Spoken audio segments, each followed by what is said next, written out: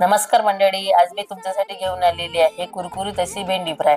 तर ही भेंडी फ्राय खायला एकदम रुचकर आणि चवीला एकदम स्वादिष्ट लागते. एक पाव कोवळी अशी भेंडी घ्यायची. भेंडी ही स्वच्छ धुवून आणि पुसून घ्यायची. नंतर भेंडीचे समोरचा भाग आणि मागचा भाग हा कापून घ्यायचा. एक भेंडी घेऊन त्याची समोरचा आणि मागचा भाग कापून घ्यायचा आणि ह्या भेंडीला चिरून त्याचे पातळ असे काप करून घ्यायचे. सर्व भेंडी ही अशा प्रकारे चिरून घ्यायची. भेंडी ही चिरून झालेली आहे. आता याला एका भांड्यामध्ये काढून घेऊ.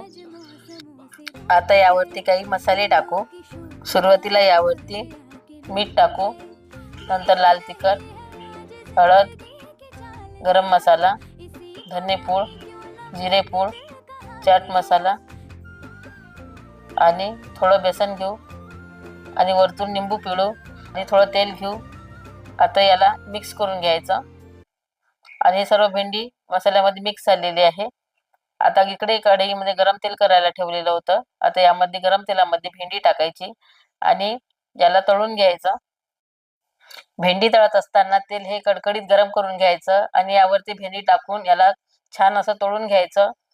गॅसचा फ्लेम हा मीडियम करायचा. भेंडी ही छान तळून तयार आहे. ही भेंडी तुम्ही लहान मुलांच्या डब्यावर देऊ शकता. कुरकुरीत भेंडी ही खायला खूप छान लागते.